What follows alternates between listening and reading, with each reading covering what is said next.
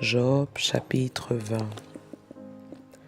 Tophar de Naama prit la parole et dit: Mes pensées me forcent à répondre et mon agitation ne peut se contenir.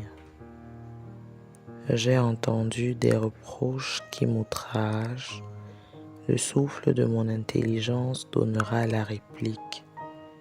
Ne sais-tu pas que, de tout temps, depuis que l'homme a été placé sur la terre, le triomphe des méchants a été court et la joie de l'impie momentanée? Quand il s'élèverait jusqu'aux cieux et que sa tête toucherait aux nues, il périra pour toujours comme son ordure, et ceux qui le voyaient diront: Où est-il?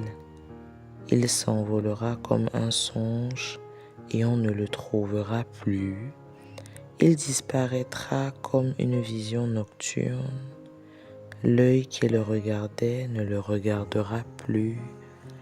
Le lieu qu'il habitait ne l'apercevra plus. Ses fils seront assaillis par les pauvres, et ses mains restitueront ce qu'il a pris par violence. La vigueur de la jeunesse qui remplissait ses membres aura sa couche avec lui dans la poussière. Le mal était doux à sa bouche, il le cachait sous sa langue, il le savourait sans l'abandonner, il le retenait au milieu de son palais, mais sa nourriture se transformera dans ses entrailles, elle deviendra dans son corps un venin d'aspic. Il a englouti des richesses, il les vomira, Dieu les chassera de son ventre. Il a sucé du venin d'aspic, la langue de la vipère le tuera. Il ne reposera plus ses regards sur les ruisseaux, sur les torrents, sur les fleuves de miel et de lait. Il rendra ce qu'il a gagné et n'en profitera plus. Il restituera tout ce qu'il a pris et n'en jouira plus.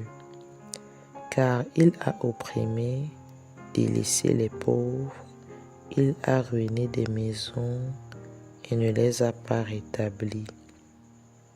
Son avidité n'a point connu de bornes, mais il ne sauvera pas ce qu'il avait de plus cher.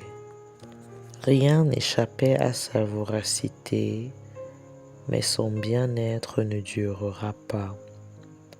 Au milieu de l'abondance, il sera dans la détresse. La main de tous les misérables se lèvera sur lui.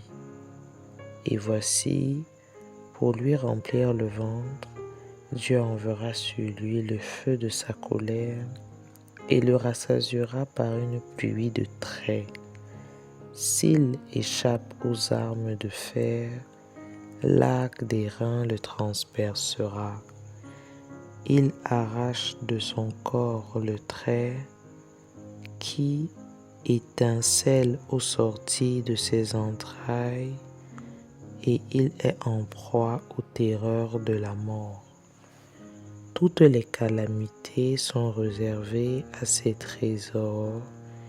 Il sera consumé par un feu que n'allumera point l'homme, et ce qui restera dans sa tente en deviendra la pâture.